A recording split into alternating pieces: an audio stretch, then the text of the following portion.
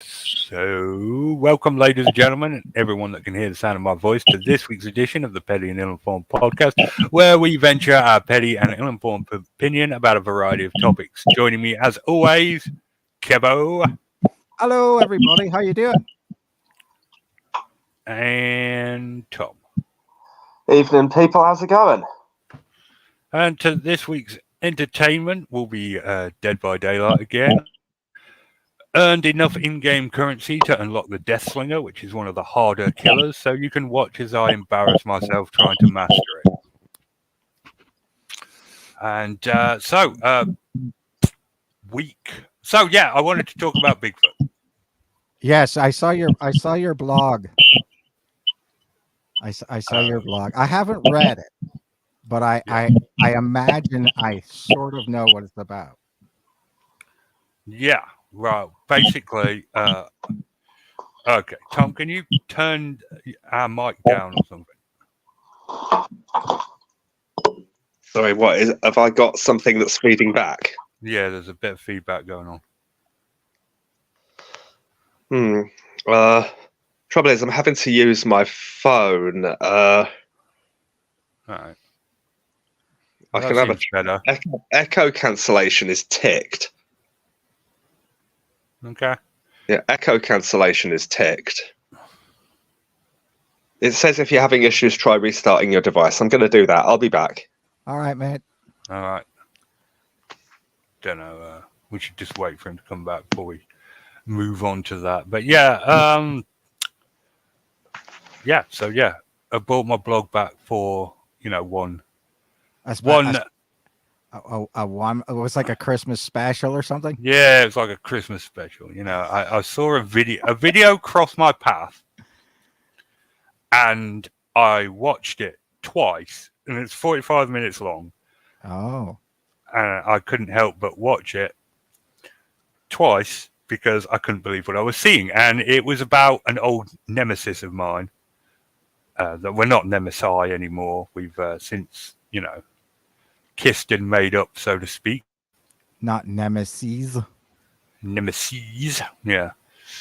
And that guy's name is Brent Dill. Long-time listeners will remember he actually done a couple of shows back when we were covering Bigfoot every week. Right. We have buried the hatchet, called it a day, yada, yada, yada. And right. So I saw this video pop up on my feed, and it was about this guy called Randy Harrington, who had beef with Brent Dill. And I was like, oh, I remember Brent Dill. I remember feuding with him back in the day. Right. And it really tugged on my nostalgia. Now, I don't encourage people to go watch it. I will leave a link to my blog or the video in the description. If you want to watch it, you can. I'm not going to put it on this show because it's 45 minutes long. And basically, it boils down to Randy's butthurt because Brent didn't answer his messages. Oh. Yeah, but to be fair, and like I said, there isn't too many people in the Bigfoot world who haven't had a beef with Brent Dill, at least around here. That's very true. And whether or not you get past that, personally, I think he's an all right dude. But I mean, there were times where I wasn't a fan. Just put it that way. And oh yeah, I wasn't a fan either. Yeah. Yeah, and that's okay. I mean, you know what I mean? It's one of those things where I try not to get too involved with it anymore. But like you said, in a long way, or in a way, he's developed as a Bigfooter, and so maybe the way it sounds like from that standpoint, he's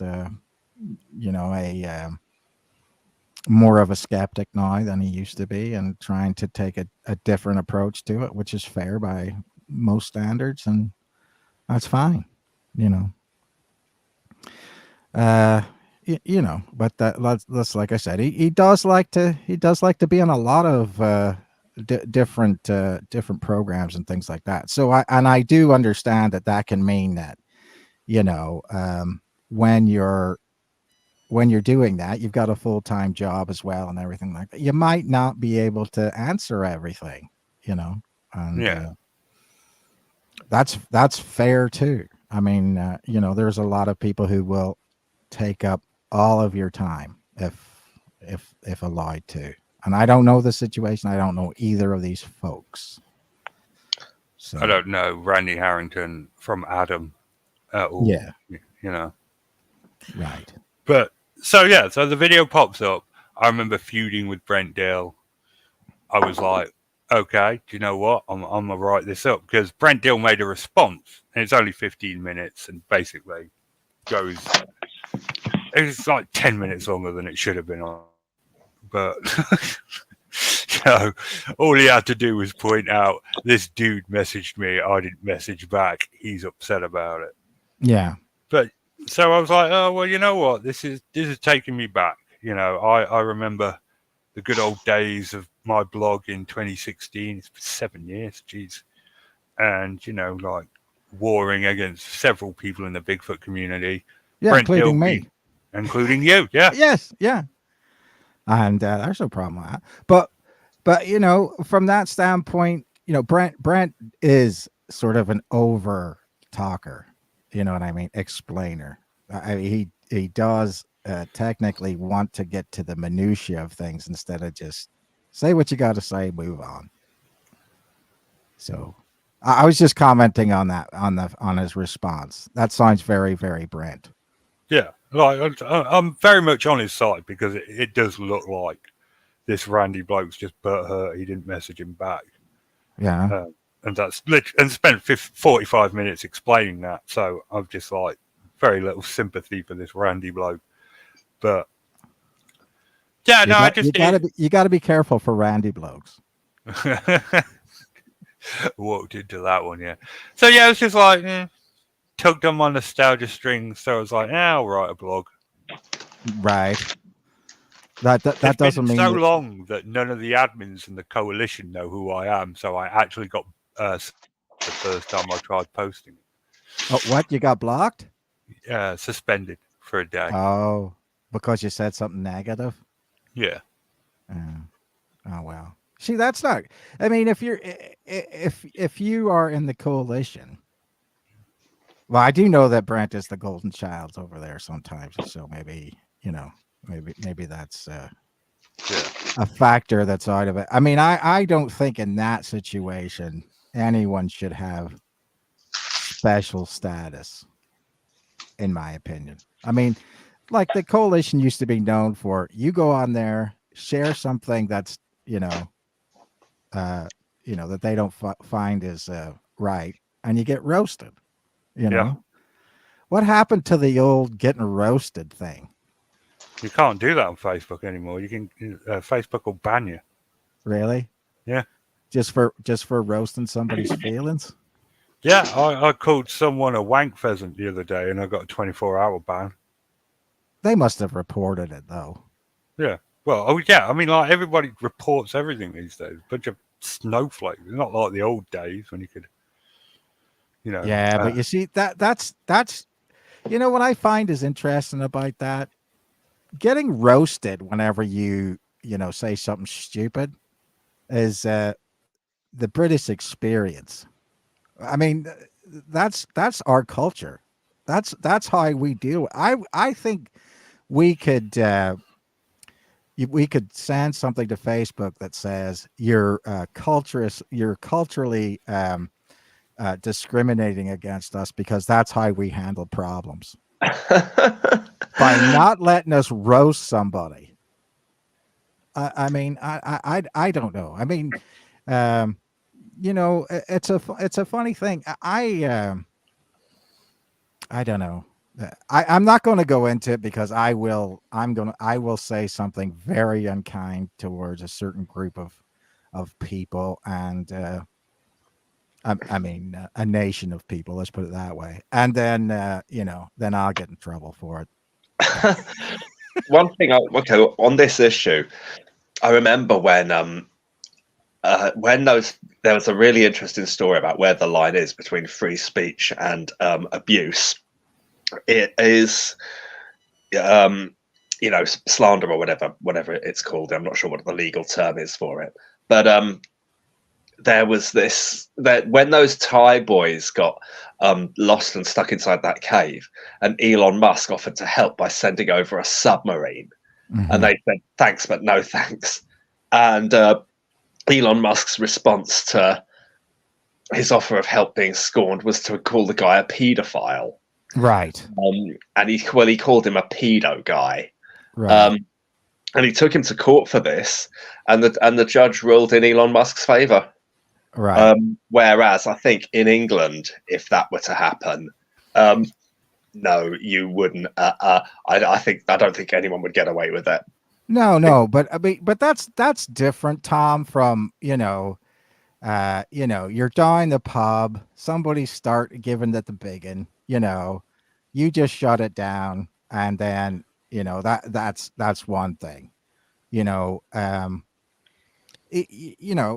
a billionaire. I mean, when's the last time a billionaire really got in trouble for doing much in America, or went to jail? Jeffrey Epstein. Well, yeah, that's true. Aptly enough. Yeah, but okay, so one. And I gotta think that he must have done something really, really bad for anyone to have for that to happen. Because like he was shut down pretty damn quickly, so he must have had the goods on a lot of people. Right. Yep.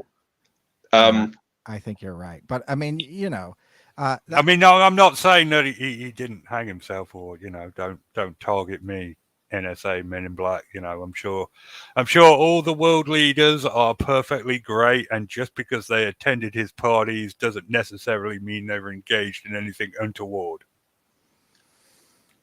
Well, wasn't Ghislaine Maxwell was the daughter of Robert Maxwell, right? The British tabloid owner, and supposed Israeli spy.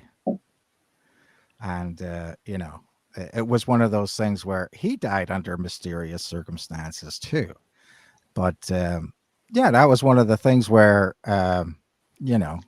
she was a known individual to a lot of people, and I can't believe that she wasn't. I honestly thought of the two that would be killed, it would be her. You know what I mean? But if it were to happen, well, he was the one they had in prison, and he's the one. I think most likely the reason why Jeffrey Epstein died, either he was killed. Because I mean, when the most powerful people in a country, or some of the most powerful people in a country, and you're on their hit list, yes, and you have been caught, and way too much, far too much. Either they said to him, "You kill yourself before we do. We'll find a way for the guards to turn a blind eye." Right. Or they did the killing themselves. They just, bought the guards, pulled all the right strings, bribed the guards to accidentally not pay attention to the cameras for a couple of hours, sent someone in to kill him. Right. Either of those are most likely. But can I discuss the conspiracy theory for a minute, or do you want to move on to the next thing? What I always found was interesting that both Jeffrey Epstein and Ghislaine Maxwell were arrested under the government of Donald Trump, right? Mm-hmm. The person who is the head of the DOJ or the Attorney General was a Donald Trump appointee, but somehow it was Hillary Clinton that got into the jail, or a person of Hillary Clinton's aide that went in and supposedly murdered him.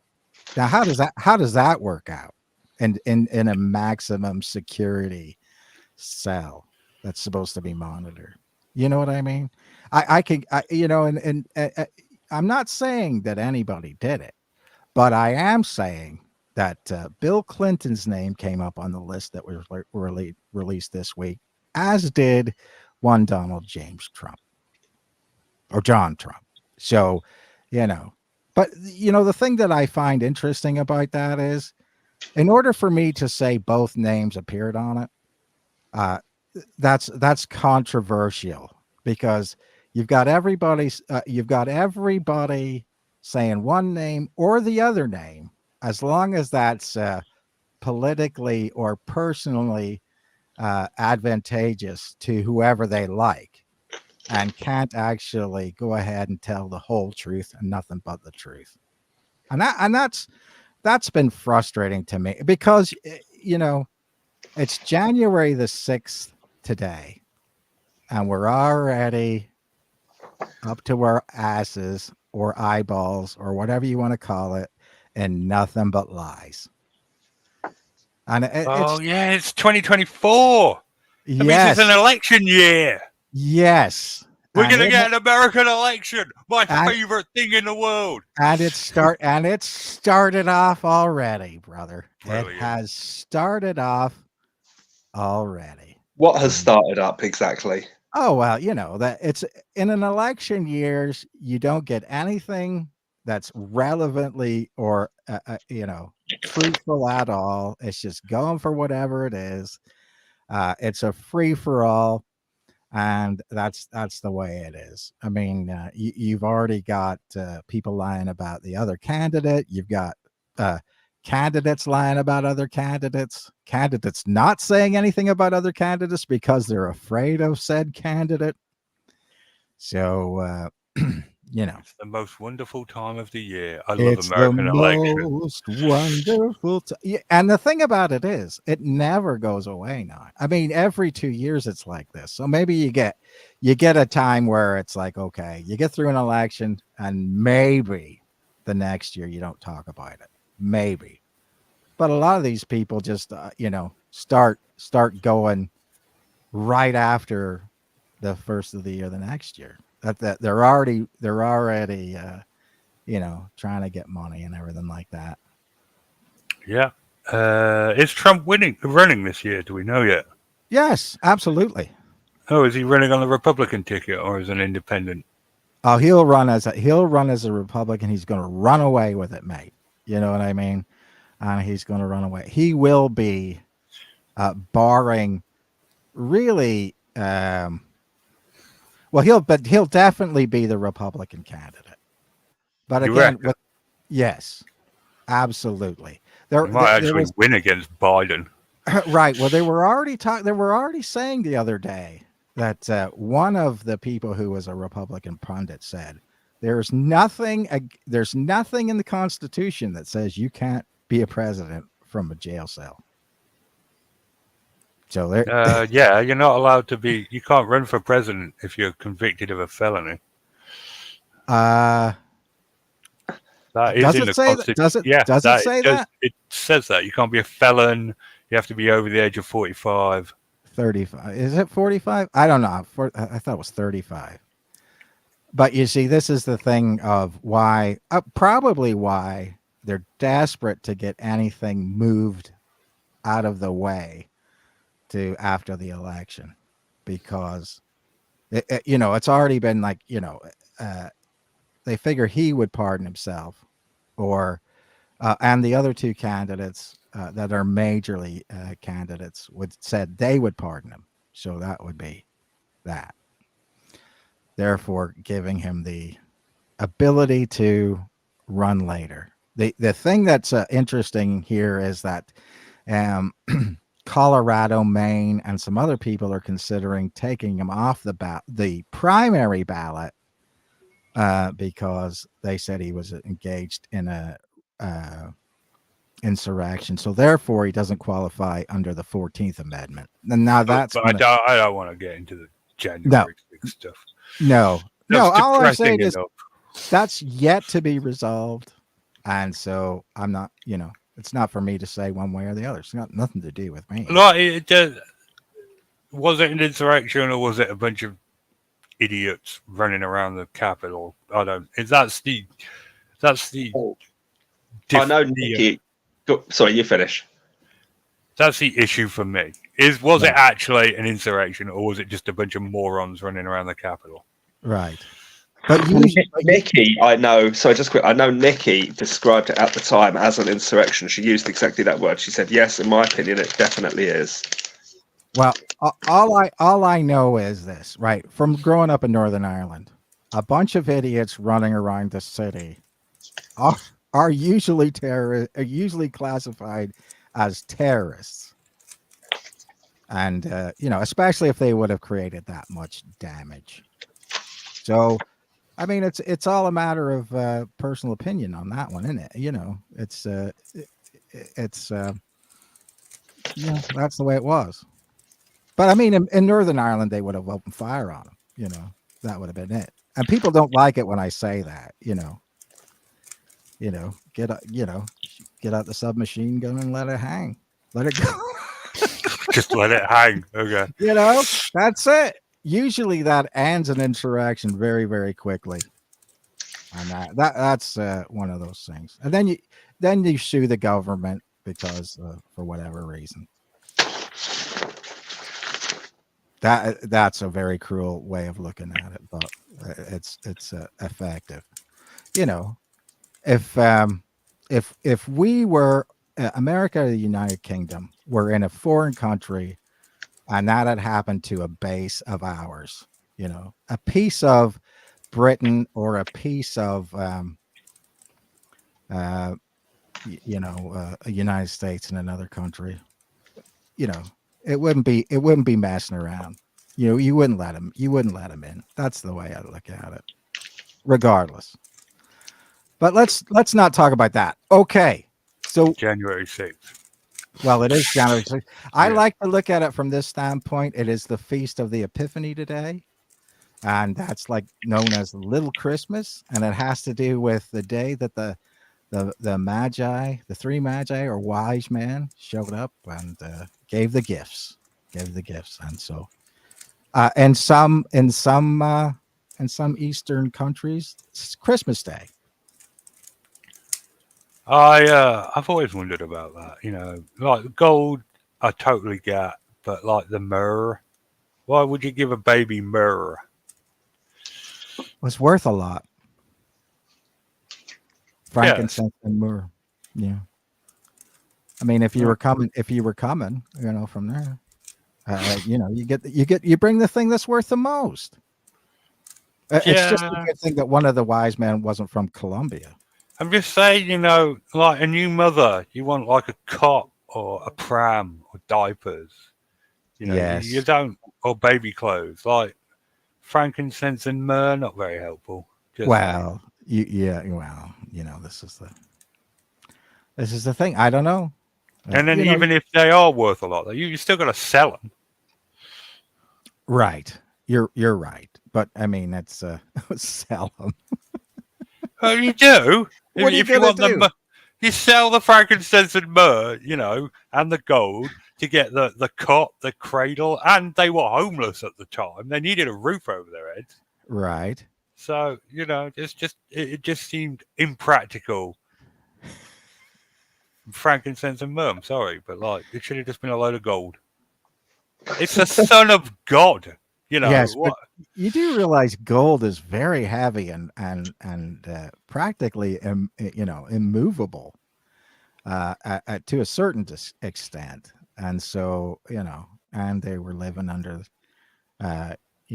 Roman occupation, so there would be a chance that somebody would nick it. That's Yeah, it. Well, but and to be honest with you, there is the lost years of Jesus's life, from when he was like 12 to 30. yeah, You don't know what he was doing. No one's proud of what they did at that age. Well, he could have been going around going, "Hey, baby, I got some gold and some frankincense and some myrrh."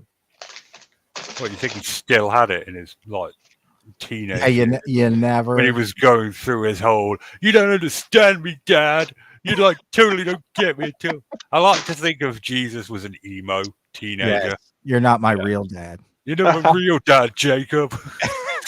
Joseph. Joseph, sorry. Yeah.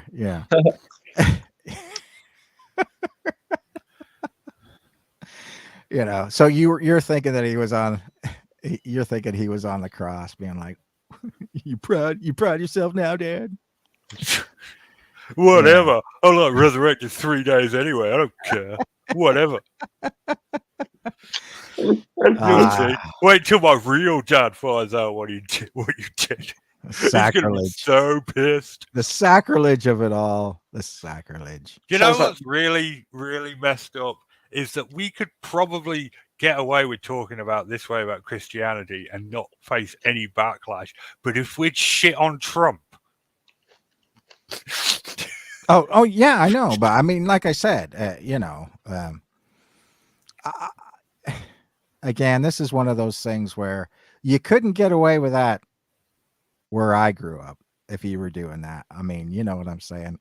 You could not get away with that, even to this day, you know. But like I said, when I was raised up, it was like, okay, here's the rules. You broke the rules. You're going to hell. hold on.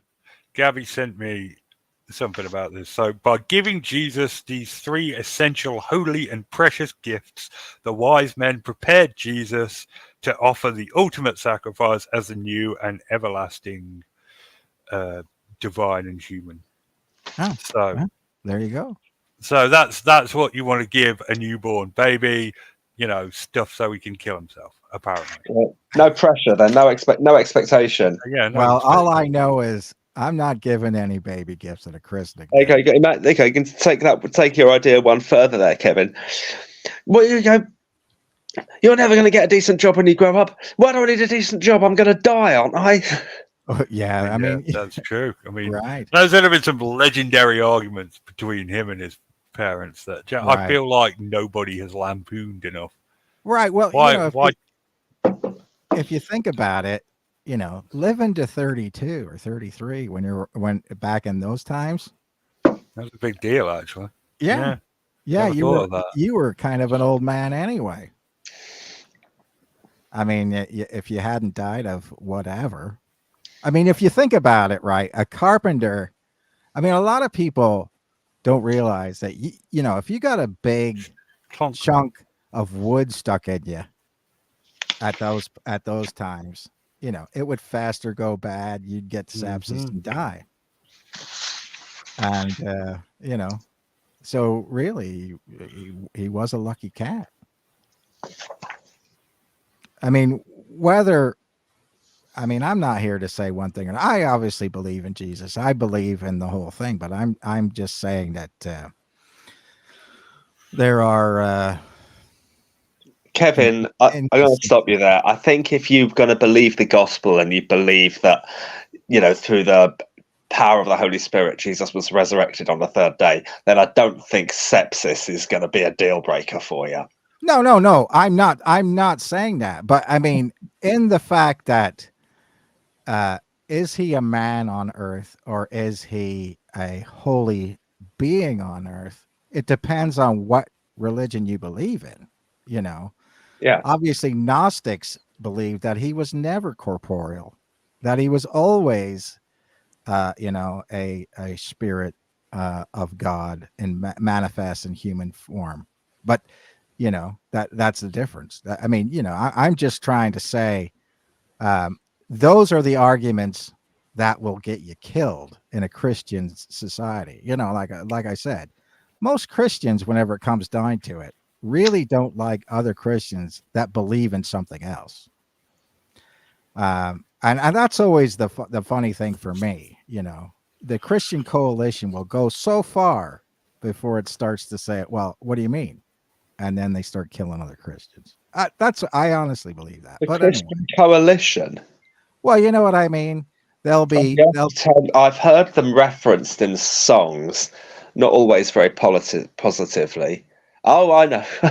I've heard them. The only time I've heard them is in I Want to Be a Drug Sniffing Dog, which is a song by Lard, which is a ministry side project. Right. All I'm saying is for example, Christians, Catholics, a lot of Christians say Catholics are not Christian. That's the first thing. In other words, you have to be Protestant to be a Christian. No, I mean, that I've heard that, and I've heard that. And then they'll say, Well, fundamentalists, that's the only way you can be a Christian. And therefore, Protestant, traditional Protestant religions aren't Christian. You see what I'm saying? You get into where Protestants, Presbyterians are actually, Christians, or Methodists, or Baptists, and then you've got the sort of the freewheeling, fundamentalists, and obviously believe in the same person, but it's a different way to get to the same end. But in the process of it, there are different things that you do, so therefore they're bad. And all I'm saying is that once, I mean, like I said, 97% of Northern Ireland are Christians, and yet they don't get along. You see what I'm saying? It doesn't take very long to devolve into, that side, this side, everybody's side. They don't believe the same thing. It's like transubstantiation. Oh, that old thing. Yeah, I mean, but that's a big deal. Is the blood, is the wine and bread literally the blood of Christ and the body of Christ, or is it not? Is it in symbology? Yeah. And Funny how that it funny how it only actually turns to the body and blood when we can't see them. Oh yeah, it's a miracle. Honest. yes, Honestly. but yet that is I mean, look at it That's from a this. belief held by billions of people across the world. Right. And being of different factions doesn't necessarily work for most religions, as far as that goes. But anyway, we have digressed far more than I'm just trying to figure out how we got from Bigfoot to Jeffrey Epstein to Christianity. Well, we let Jeff speak, lead the way. That's all it takes. Yes.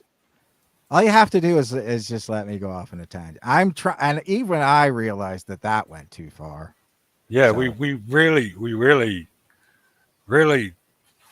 yeah, no, there's no words. I don't have words. Well, it was because it's the Feast of the Epiphany. That's all I was saying. That's all. Right. Yeah. Oh, yeah. Then we were like, Jesus was probably an emo teenager. Yes. You started that. Yeah. Well, I maintain that. I mean, if you're the son of God and you go through the teenage rebellious phase, it's going to be, pretty an impressive thing to go through. Well, I reckon he dyed his hair purple and everything.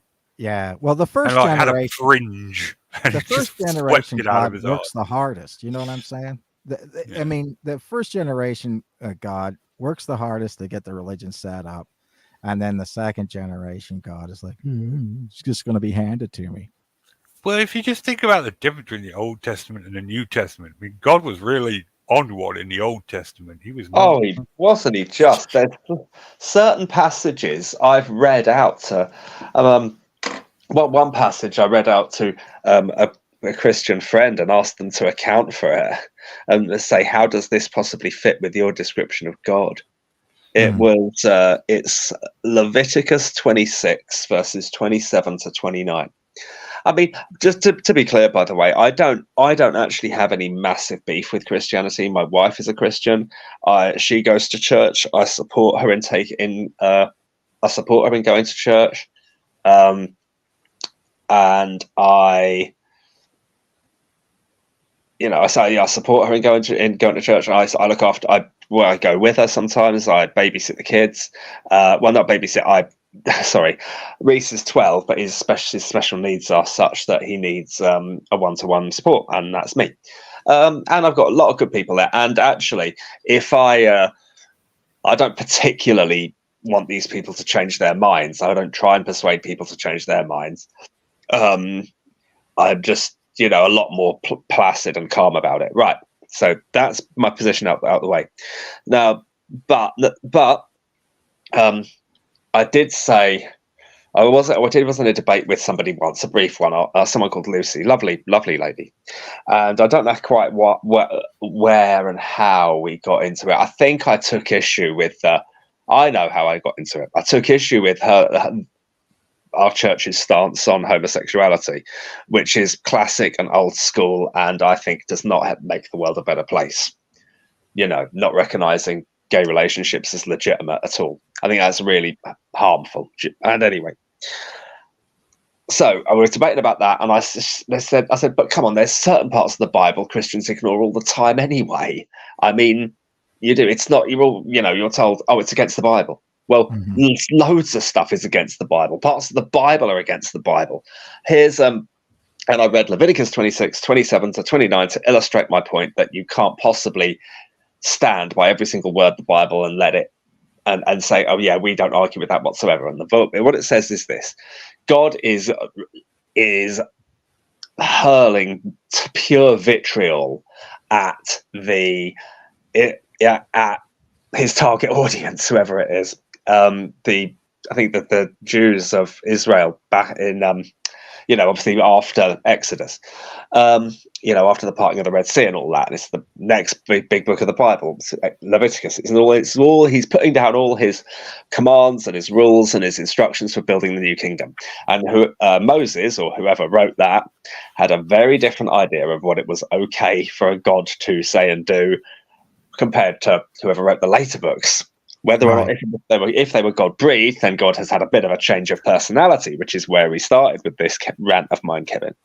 So, point is, what this bloody Arnold, cut to the chase. What is wrong with you? What these verses say are: God says words very, very similar, or if not word for word.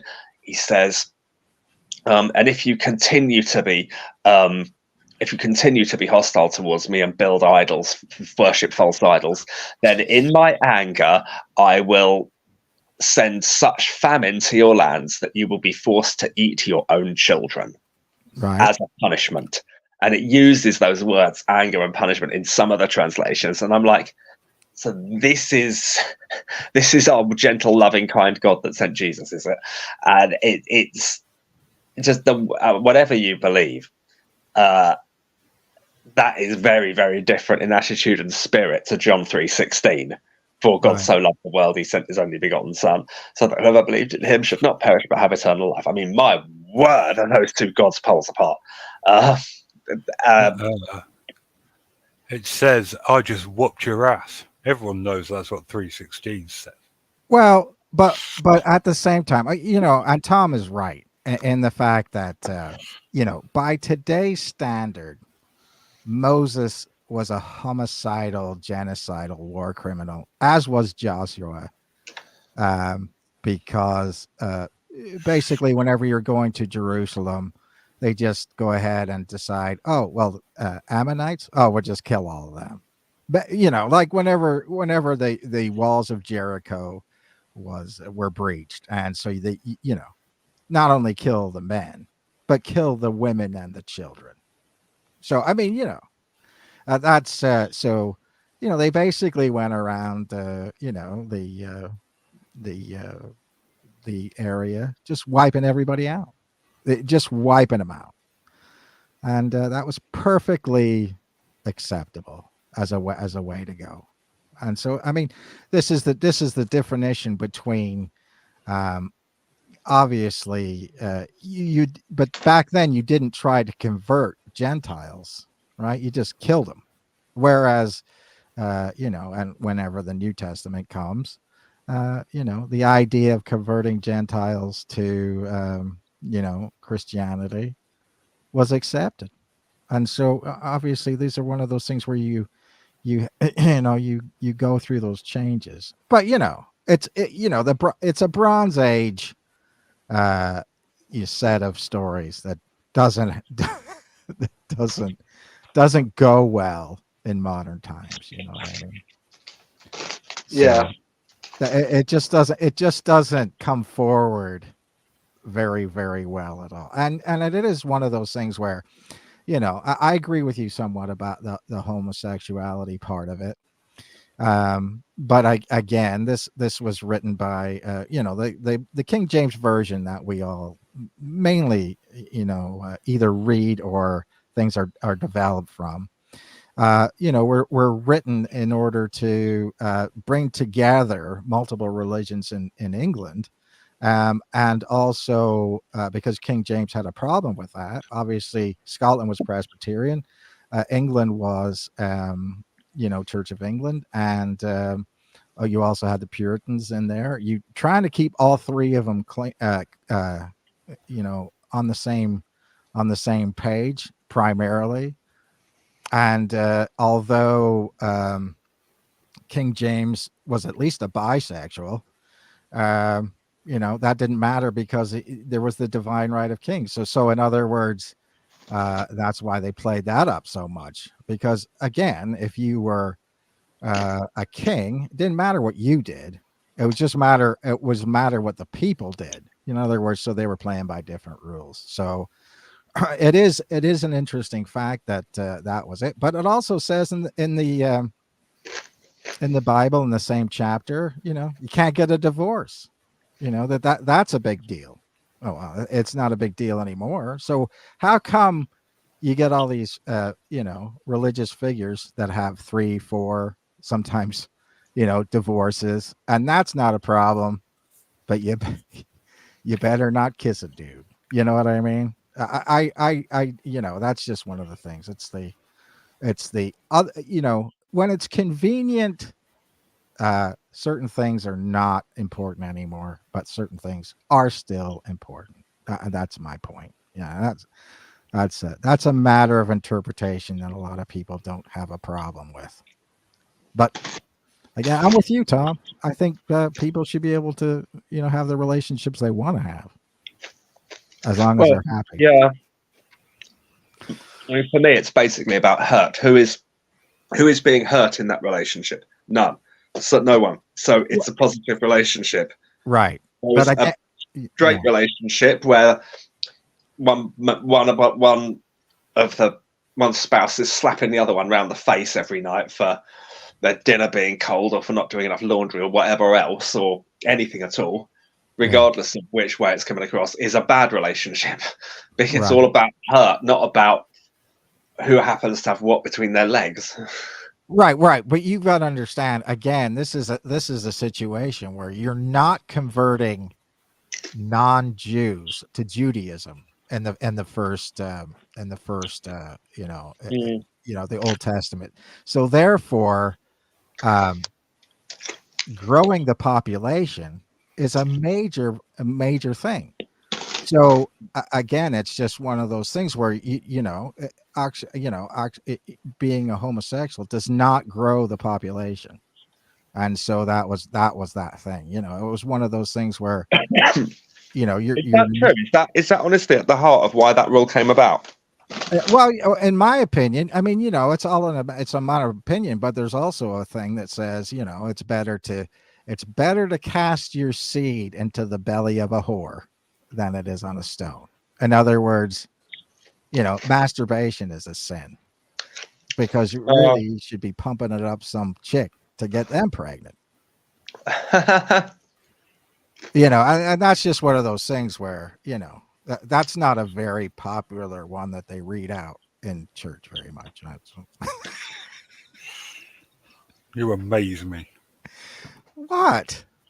I'm just saying, I would have expected that one to be like read out every Sunday. Well, yeah, I mean, but the problem is, a lot of people who no longer believe in the Bible have read it and not are just dictated to. You know what I mean? It's a funny thing. So a lot of people. There was this one guy who proclaims to be a big, huge Christian on Facebook. I won't name him and everything like that, but Is it Matthew Johnson? No, it isn't. But I don't even get involved in that anymore because it just irritates me. But it's like I don't even know what he's doing these days. Well, so anyway, he wrote on Christmas Day. Yeah. He is risen. Well, fair enough. the problem with that is that has to do with Easter. You know, you would realize, I think, that Easter being the most important Jewish and Christian, or well, not Jewish, but Christian holiday, you would know the difference in that. Obviously, as after he was crucified and then put in the tomb for 3 days, and he rose from the dead. That's what that has to do with it. I mean, if you don't even know that story, probably just shut up about it. You know what I mean? Wait. The dude wrote on Christmas Day he has risen. He has risen. Yes.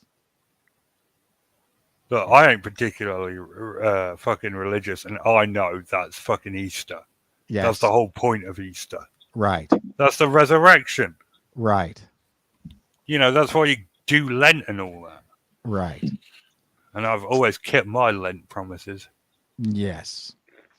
Gave up crocodile wrestling last year. Right. Kangaroo penises and things like that. Yeah, exactly. Yeah. You give it up for our Lord.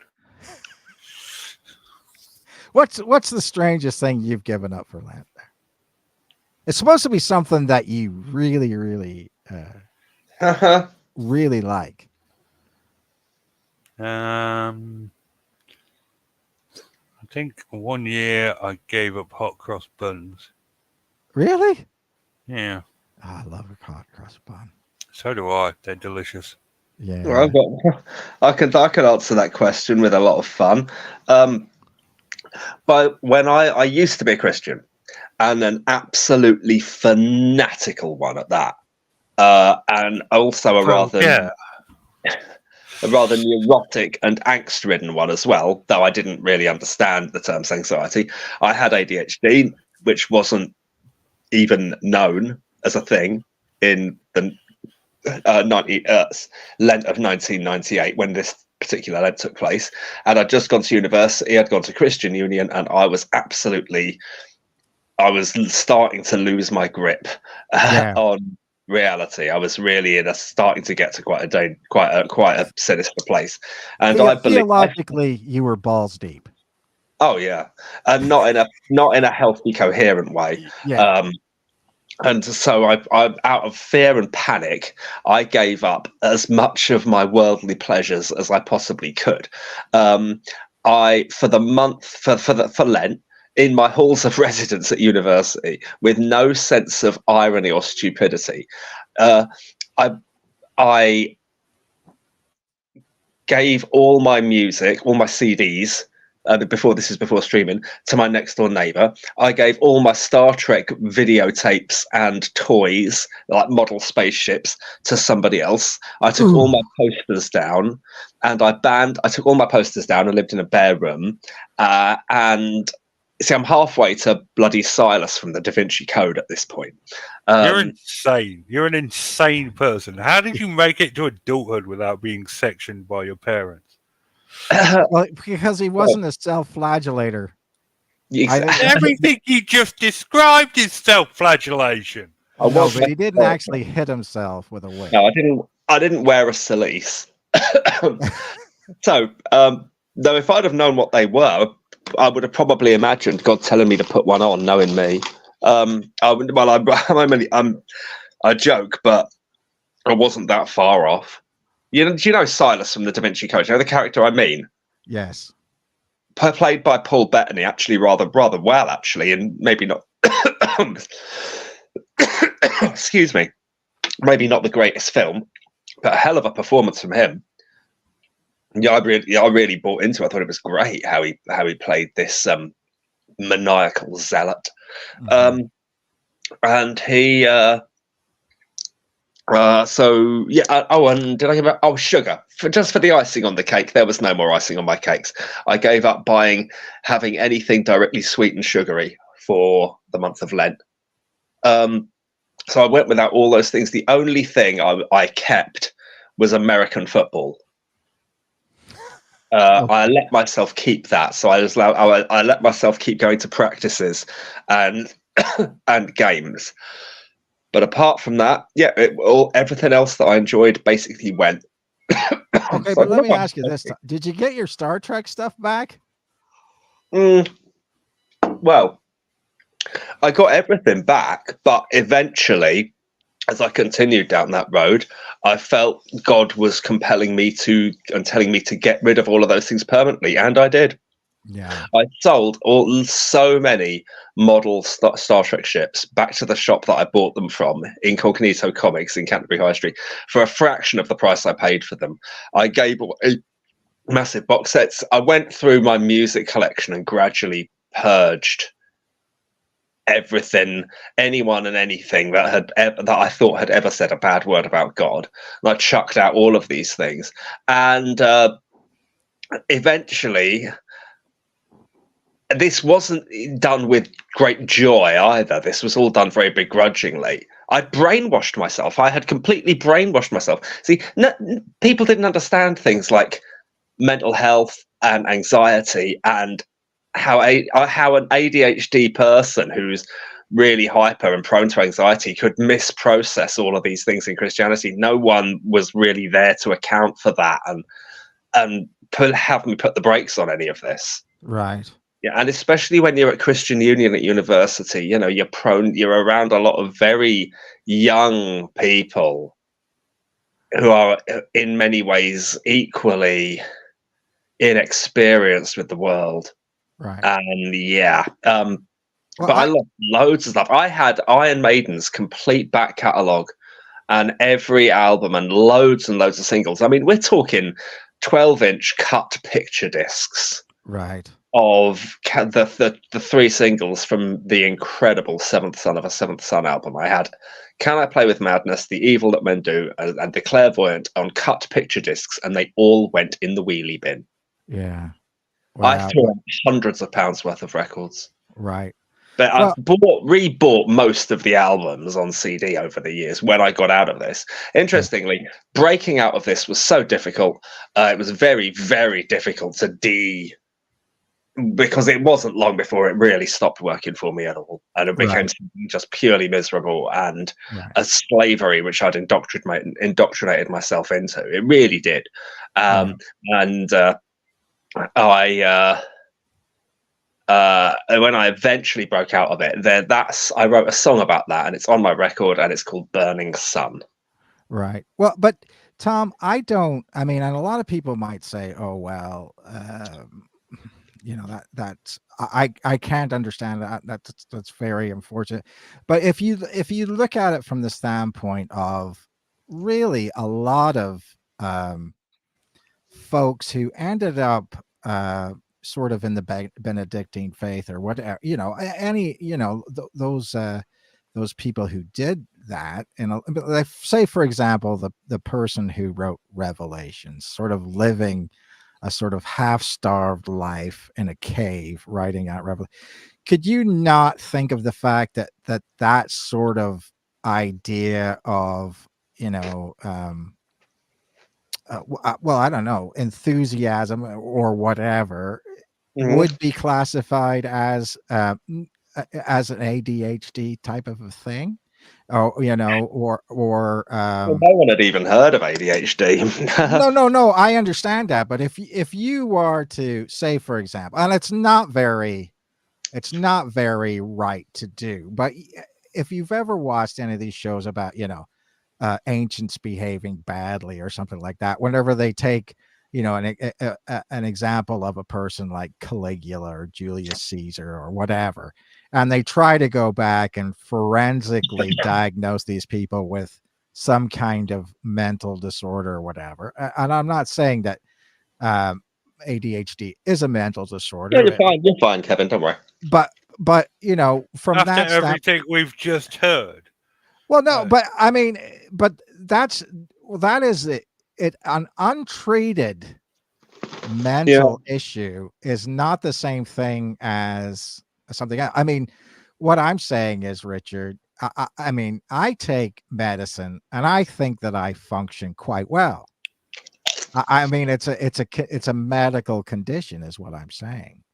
So from that standpoint, just like Tom takes medication for what he's doing and functions at a very high level.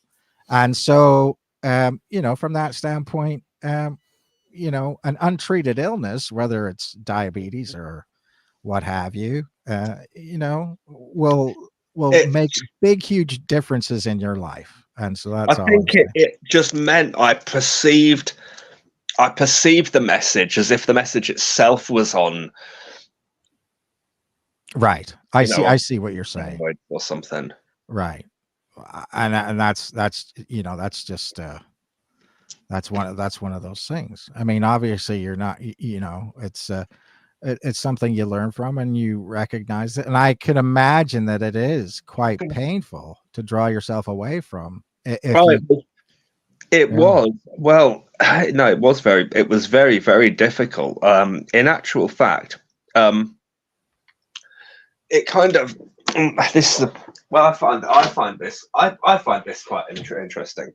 Well, for most Christians or any sort of people with a fixed belief system, if it stops working for them, they'll say, nah, I don't fancy this anymore and things. But I convinced myself way too heavily that it was an objective truth for any feelings of discomfort to be something that really mattered. Right. And so I went through that for a long time, trying to find a way to make it work, trying to pray over and over again and find something positive spiritually happening and find myself with some sense of peace, but it never came. And not really. I think the path I was on, the only way it could have ended in any sort of peace was if I literally decided to become some sort of monk that denies themselves absolutely everything the entire time and finds a serenity in that. Right. I would have literally had to have gone and lived in a monastery and that kind of thing. But even then, I probably would have found a way to still feel guilty. I don't know.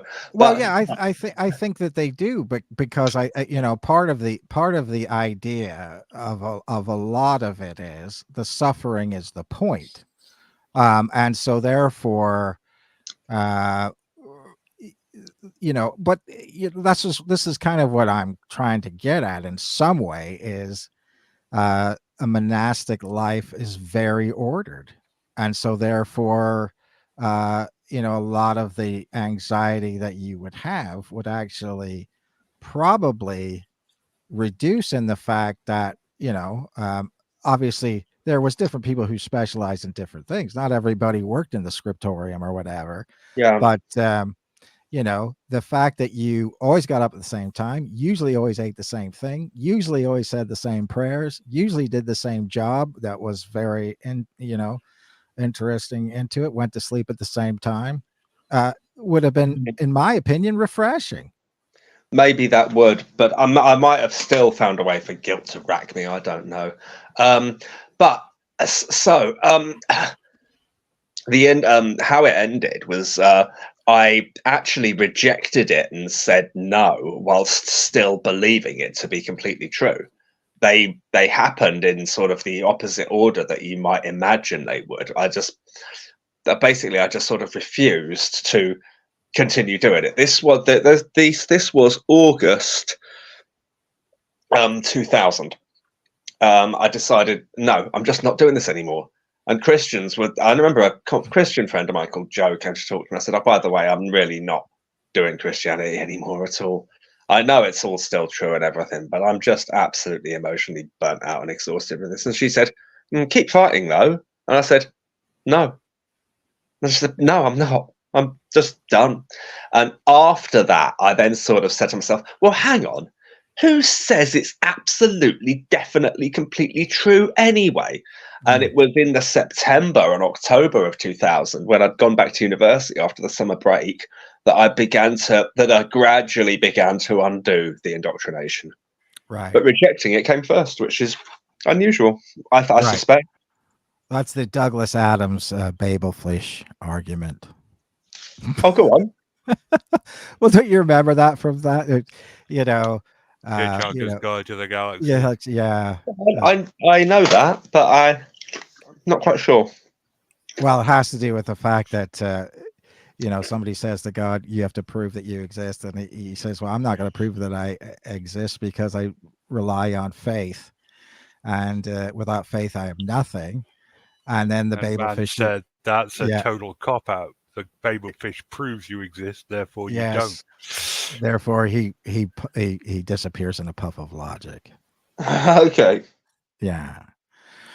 But again, I mean, this is it's an idea. But I mean, this is dancing around the outside, and obviously, you know, um, 300 years ago, we'd all be nailed up on something by now, if not burned as witches. Mhm. Hmm. But I think that I would be a good person to burn because I got quite a lot of fat on me, and I'd be like a little candle. Got like a Roman candle. Well, they say that when burning witches became so popular in in Germany, for example, that they would like burn people in the square, and literally the windward side of all the houses would be covered in like tallow and just burnt fat. So yeah, I don't. So we have done disgusting things to other human beings in the name of that. So, but that's it. Well, that's a topic for another week, isn't it? Yes. So, Richard, Yeah. what about? Well, I know we don't have much time yet, but were you as bored with EastEnders this week as I was? What was the point in that? Like, I yeah. Like, what was the point in the murder and everybody panicking and setting stuff up only to completely ignore it this week? yes, Who cares It was. about George Knight's parents? Yes, it was. It was politically correct week on EastEnders, and again, I didn't whether you're Jamaican or from Africa. I don't know. Okay. Does that matter? Yeah, that kind of matters. Like, yeah, who you are matters and what your culture is matters totally. And, I'm not here to say that. I'm just saying I don't give a shit. We've got a murder to solve. The six. They spent 8 months setting it up, and now they're just Right. ignoring it. I mean, the most interesting thing to me about the George Knight story was how much of an asshole bigot his dad actually was. Oh yeah, it's just like why did you want a black kid? Like seriously, held out for a white one if you don't like black kids that much. Yeah, he really didn't. He really does not like. I almost felt like saying I didn't really like you, and the mom was. And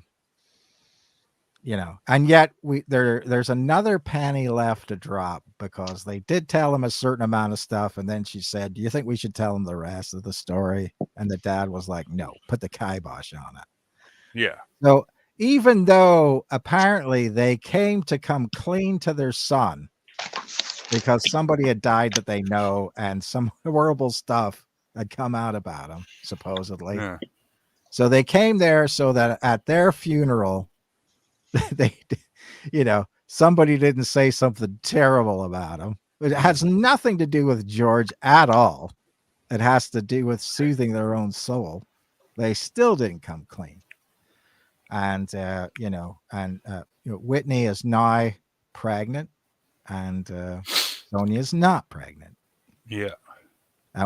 And do you think that they're going to end up giving the baby to? No.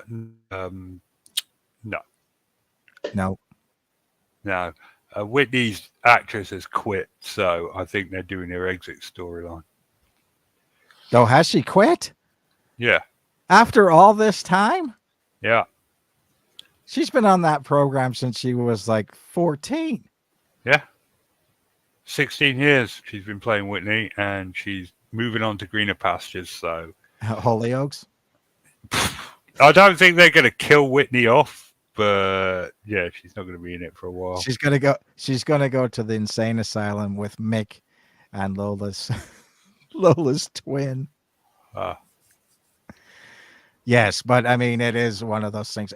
I mean, it was that It's just pointless. Like we got Lauren comes back to the square, and I'm just like, okay, yeah, that's nice, great to see Lauren, but we've just had a murder. Is Dish gonna wake up? You know what's going on? Why are we ignoring this red hot storyline? Yes. Just to go to the B crowd. Well, I mean, I think I mean, they think that they did such an exciting job last week the week before, excuse me, that we were all breathless and just needed to take a wee break. You've got to capitalize. And I hate Cindy. I hate the actress that plays her. I hate the character. And so a week of a Cindy storyline, and I'm just like, no, Right. thank you. Yeah. Okay. But let me ask you this. Somebody should seriously figure out how many things have been caught from the top window of the Vic. Yeah. I mean, and apparently they have a big X directly across from the window where everybody decides crap's going down. I mean, that it's almost like, yeah, they should just, like those telescopes where you just put a quarter in and you can just look at stuff, they should just put one in that window and then you can just. Yeah, just do that. Because George talks to Cindy for literally like 5 seconds and Elaine comes unhinged. And Elaine's watching him. And I'm like, well, just let's not drag this out, Elaine. Just dump him so we can get with Cindy, and then they could leave the square together, and I don't have to put up with him anymore. Okay, well, let me ask this: Has Cindy been paid? Oh, Cindy has been paid out the money, right, from the bar, so that she could open the pie and mash shop. Yeah. Okay. So it's not like Cindy and George could just turn around and turf out the mom.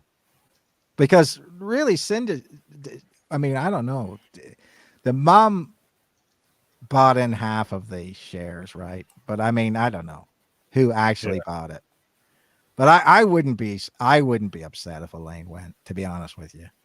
Oh yeah, she's fucking horrible as well. The actress just that eyebrow thing, is that where she widens her eyes, to appear more dramatic. I just want to punch her. Oh. Although that is a landlord type character, but I think from the 1970s and 80s. I don't think it comes forward at all. But there must still be landlords like that or landladies like that. Oh, guys, can I just ask you something? Has anybody just before we go, have either of you seen Saltburn? No. The movie Saltburn. It's on Amazon Prime, and I think it's something a lot of people are talking about. They've put Murder on the Dance. It's brought Murder on the Dance Floor back into the top 10 years after it was released because it features heavily features big time in the closing montage of the film. Oh, the Sophie Ellis Bextor song? Yeah. Oh, okay. Yeah. Saltburn that's the one. Saltburn has perpetuated it back into the charts. But I wondered if any of you had seen seen this film. I don't pay attention to popular culture anymore since I watched Tiger King. Yeah. Well, I think, it's interesting that all these songs are coming back. That Sophie Ellis Bextor song, the Kate Bush Running Up That Hill song came back. It's interesting to see what songs are being rejuvenated. Well, no one's got any ideas anymore. Hollywood is... No, do you know what? We're just going to go on to another topic. That'll wrap us up for this week. We will return next week, despite the hopes of many. It's good night from me, and it's good night from them. Just remember, it's Murder on the Dance Floor, but you just can't kill the groove, Richard. Disco sucks. That's not good night, disco. everybody.